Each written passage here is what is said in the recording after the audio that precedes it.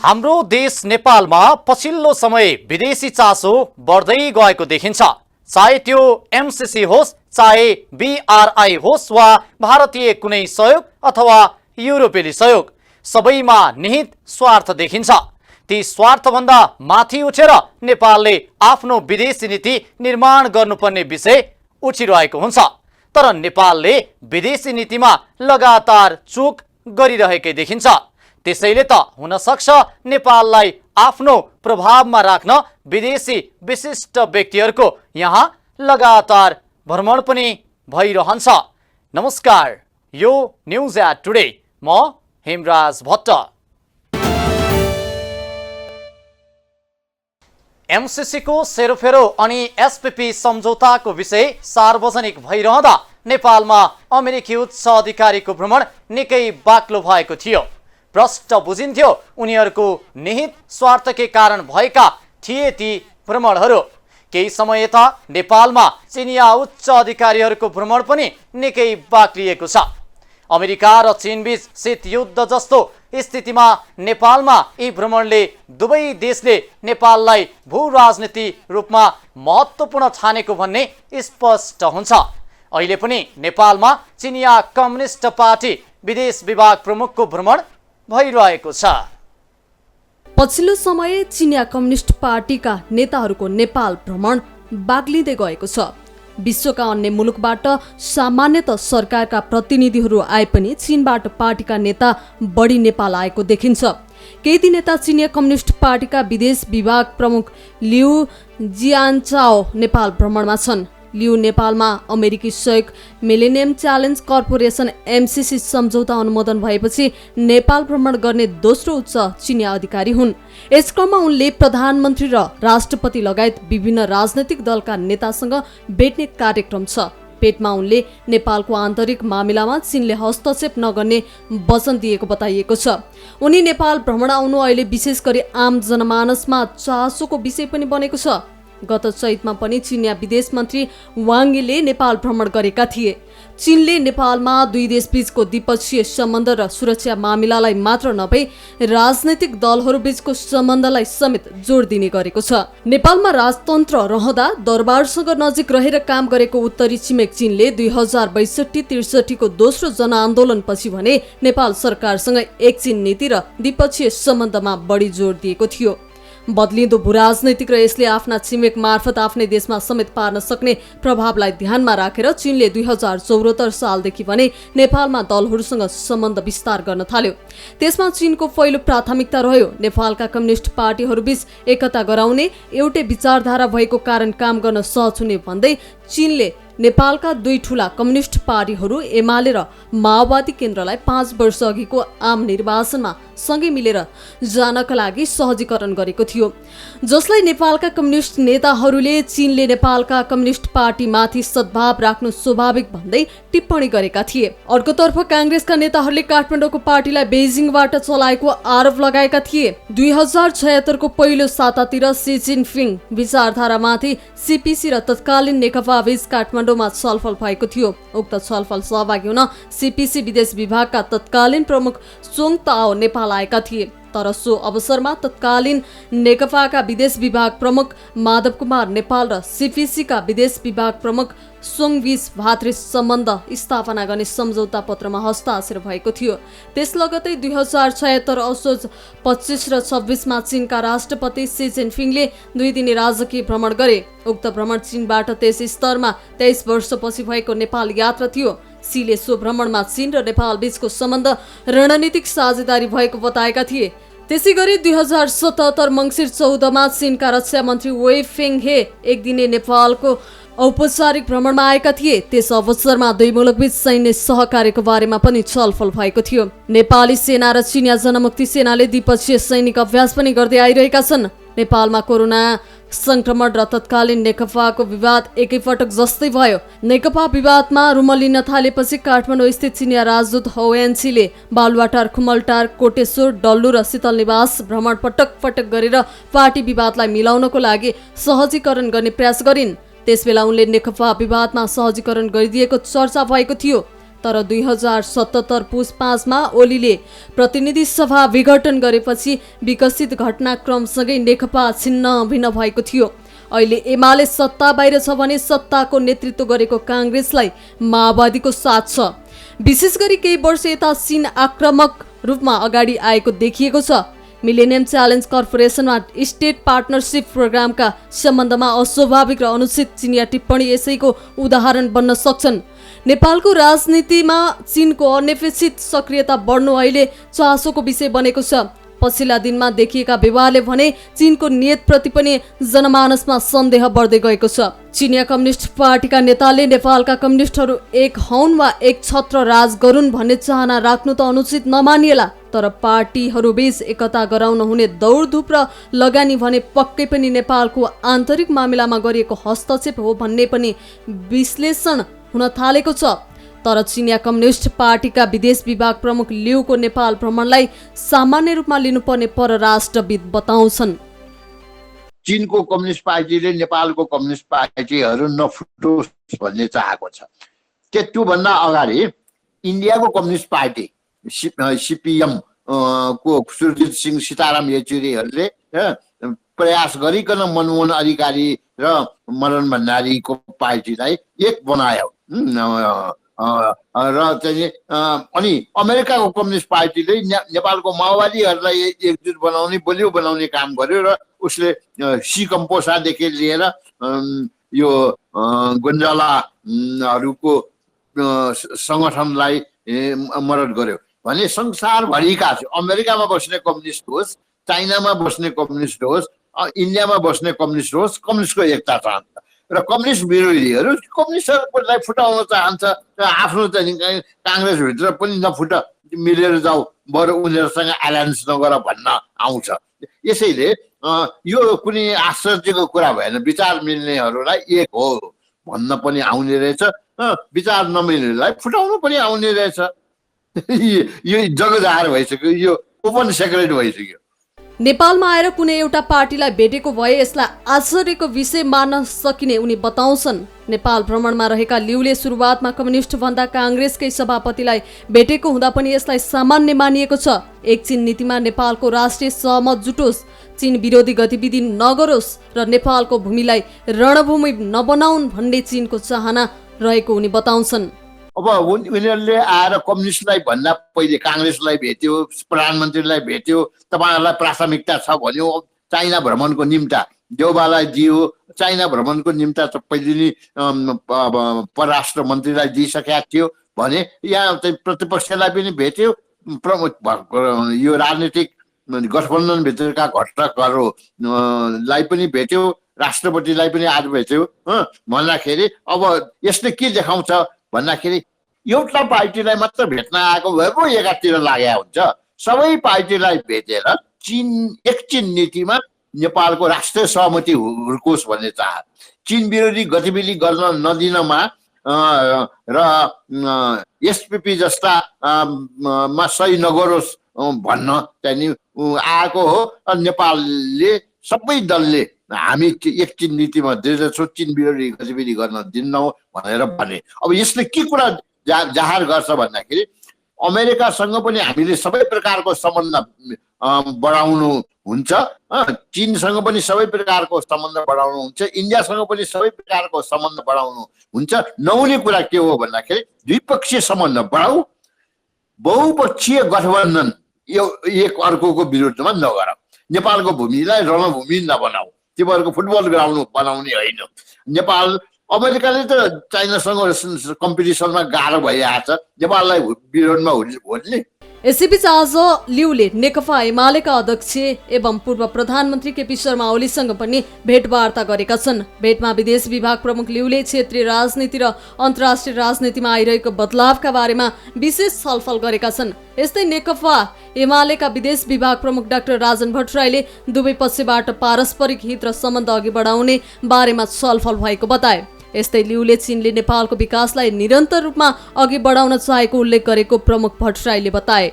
विदेश विभागको प्रमुख शिष्टाचार भेटका लागि अहिले बालकोटमा आउनुभएको र उहाँ र हाम्रो अध्यक्षका बिचमा द्विपक्षीय मामलाका धेरै विषयहरूमाथि छलफलहरू भइरहेको छ। विशेष गरी चीन र नेपालको सम्बन्ध धेरै अगाडिदेखि राम्रो र सुमधुर रहँदै आएको छ।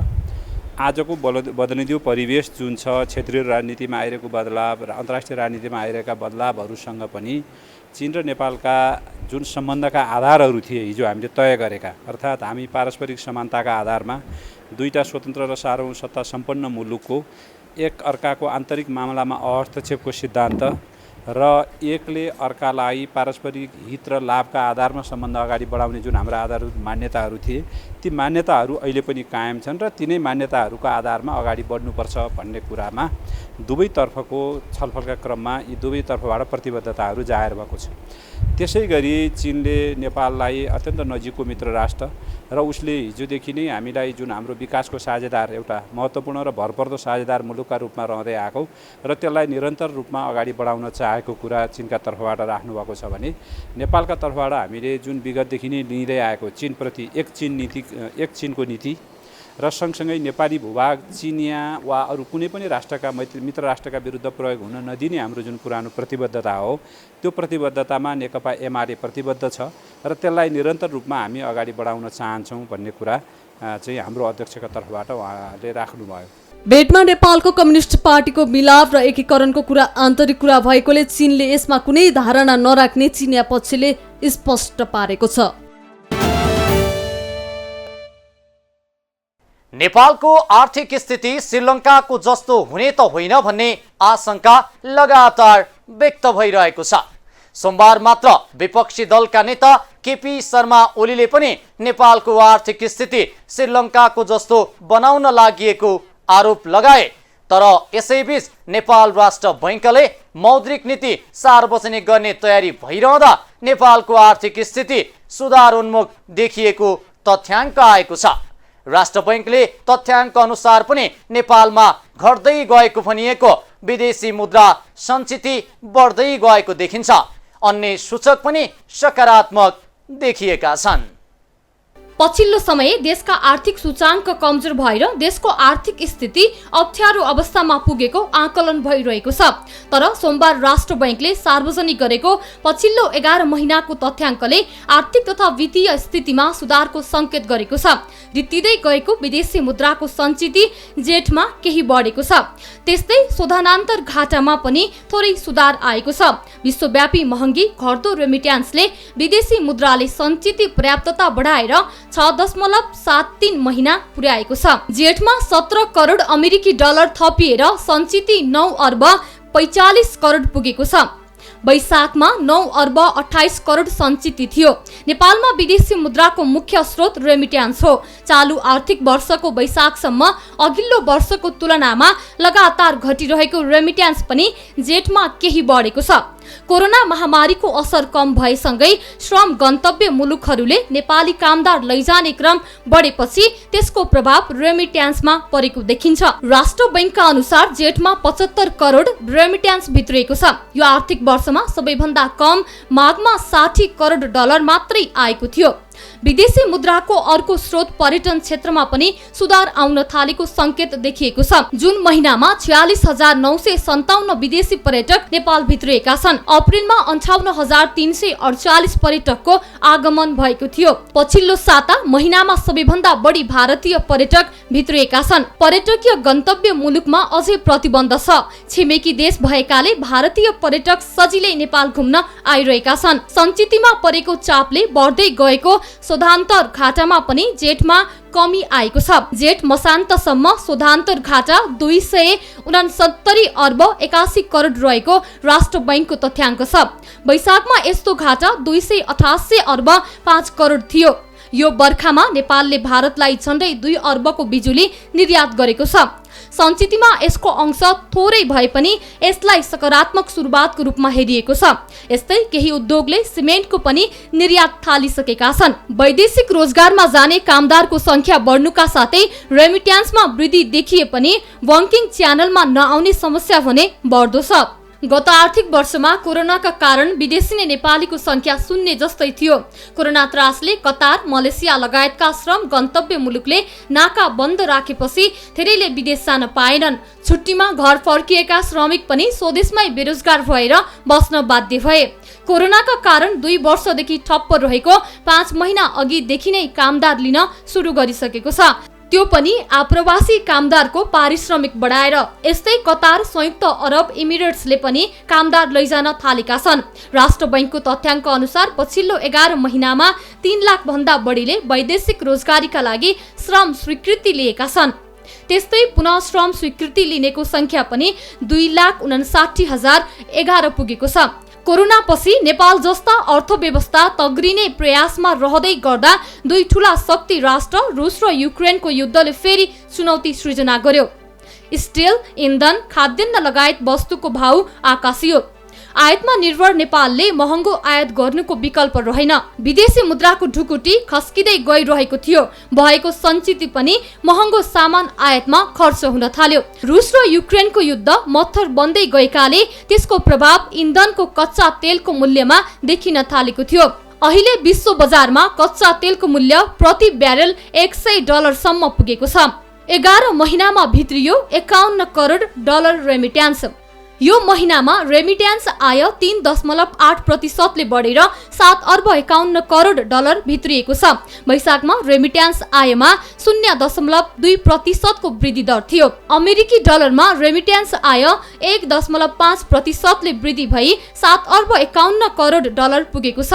जेठमा 35,069 जनाले वैदेशिक रोजगारीका लागि अन्तिम श्रम स्वीकृति लिएका छन्। यस्तो स्वीकृति लिने नेपालीको संख्या 3,13,067 पुगेको छ। अघिल्लो वर्षको सोही अवधिमा यस्तो संख्या 68.4% घटेको थियो। मूल्य वृद्धि भने 6 वर्ष यताकै उच्च। अर्थतन्त्रका अन्य सूचकमा सुधारको संकेत देखिए पनि मूल्य वृद्धि भने उच्च दरमा बढेको छ। जेठमा वार्षिक बिन्दुगत उपभोक्ता मुद्रास्फीति 8.56% रहेको छ, जुन 6 वर्ष यताकै उच्च हो। यसअघि 2073 भदौमा 7.9% थियो। त्यस यता मूल्य वृद्धिको लक्ष्य सीमा भित्र रहँदै आएको छ। अघिल्लो वर्षको जेठमा मुद्रास्फीति 4.19 थियो। नेपाल राष्ट्र बैंकले चालू आर्थिक वर्षमा मूल्य वृद्धि 5.5% सीमाभित्र राख्ने निर्धारण गरेको छ। तर बाह्य तथा आन्तरिक कारण मूल्य वृद्धि लक्ष्य भन्दा बढी भएको हो। राष्ट्र बैंकका अनुसार सबैभन्दा बढी पहाडी क्षेत्रमा 9.28% मूल्य वृद्धि छ। हिमाली क्षेत्रमा 8.92%, राजधानी काठमाडौँमा 8.32% र तराईमा 8.29% मूल्य वृद्धि छ। धरानका मेयर श्रमदान गरेर भए पनि धरानी जनतालाई पानी खुवाउने काममा जुटेका दृश्यहरू सामाजिक सञ्जालमा जस्ताकै त्यस्तै देखिएका छन्।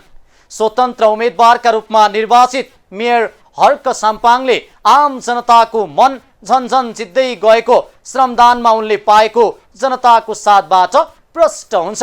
यता यस्तै लोकप्रिय काठमाडौँका मेयर बालेन्द्र शाहका केही कदम भने जनताका बीच अलोकप्रिय भएका छन्। आम मतदाताले अपेक्षा अनुरूप मेयरले काम गर्न नसक्ने त होइनन् कि भन्ने आशंका गर्न थालेका छन्। पछिल्लो पटक र्यापर यम बुद्धको शालिग बनाउने भन्ने बालेन्द्र शाहको निर्णयको व्यापक विरोध भइरहेको छ। पुरानो राजनैतिक शैलीबाट आजित जनताहरूमा काठमाडौँको मेयरमा बालेन्द्र शाहको उदयले एउटा नयाँ अनि ठूलो आशा पलाएको छ। तर काठमाडौँको मेयरमा निर्वाचित भएपछि शाहले पछिल्ला दिनहरूमा गरिरहेको निर्णयलाई लिएर जनताले विभिन्न प्रश्न गर्न थालेका छन्। केही दिन अघि मात्रै सडक छेउमा मकै बेचिरहेका एक दम्पतिलाई उठाएको भन्दै चर्को आलोचना खेपिरहेका शाह यति बेला अर्को विषयले चर्चामा रहेका छन्। त्यो हो चर्चित र्यापर स्वर्गीय अनिल अधिकारी उर्फ यमबुद्धको शालिग बनाउने निर्णय। मेयर शाहले चर्चित र्यापर यमबुद्धको शालिग बनाउने घोषणा गरेपछि उनको चौतर्फी आलोचना सुलिएको छ। काठमाडौँका समस्याहरूलाई आफूले नयाँ ढङ्गबाट सम्बोधन गर्ने भन्दै युवाहरूको ऊर्जा बटुलेर काठमाडौँको मेयरमा निर्वाचित भएका मेयर कतै आफ्नो संकल्पबाट विचलित भएका त होइनन् भन्ने आम जनताको चासो छ। काठमाडौँ महानगरको बजेटबाट 15 लाख खर्चिएर शालिग बनाउने विषय बाहिरिएपछि सामाजिक सञ्जालमा उनको चर्को आलोचना भयो। त्यसको केही दिनपछि मेयर शाहले यसबारे मुख खोले। निर्वाचन अघि मिडियामा निकै छाएका शाहले यमबुद्धको शालिग आफ्नै तलबबाट बनाउने भन्दै मिडियाबाट होइन आफ्नो फेसबुकबाट सार्वजनिक गरे। उनको त्यो कुराको पनि छनै चर्चा चुलियो। सरकारको ढुकुटीबाट नभएर आफ्नै व्यक्तिगत तलबबाटै शालिग बनाउँछु भन्दा पनि उनीमाथि आम जनताहरू खनिए। महानगरका प्रमुख समस्याहरू बाँकी रहेका बेला मेयर शाहले आफ्नो आत्मीयता गाँसिएको र त्यही पेसाबाट आएको हुँदा उनले यो निर्णय लिएको हुन सक्ने कतिपयको अनुमान छ। विकासका कामहरू बेवास्ता गरी शालिग बनाउने निर्णयलाई हालका लागि स्थगित गर्दा फरक नपर्ने आम नागरिकहरूको बुझाइ छ। निर्वाचन अघि स्वतन्त्रबाटै उम्मेदवारी दिएका मेयर शाहले काठमाडौँको फोहोर व्यवस्थापनलाई पहिलो प्राथमिकतामा राखी शहरलाई स्वच्छ र सुन्दर बनाउने भन्दै गर्दा उनी लोकप्रिय बनेका थिए। तर पछि उनका केही विवादित निर्णयले गर्दा उनीलाई नै धक्का लागिरहेको छ। शाहले गरेको निर्णयमा र्याप जगतसँग परिचित युवाहरूमा खुसियाली छाएको छ भने अन्य नागरिकबाट भने व्यापक रूपमा आलोचना भइरहेको छ। स्थानीय सरकारले शालिग निर्माणका लागि बजेट खर्चिएको यो पहिलो घटना भने होइन। यसअघि पनि नेकपा माओवादी केन्द्रका अध्यक्ष पुष्पकमल दाहाल प्रचण्डले नुवाकोटमा आफ्नै छोराको शालिग अनावरण गरेपछि नागरिकबाट चर्को आलोचना खेपेका थिए। मेयर शाहले आफ्नै तलबबाट शालिग बनाउने त भने, तर शालिग निर्माण कुन ठाउँमा गरिने हो र कति खर्च लाग्छ त्यो भने उनले केही खुलाएका छैनन्।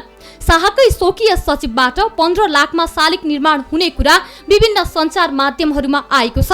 उनको चुनावको प्रमुख एजेन्डा फोहोर व्यवस्थापन आँखा अगाडि जस्ताको त्यस्तै हुँदा शालिग निर्माणले उनको ध्यान भट्काएको हो कि भन्ने आशंका गरिएको छ।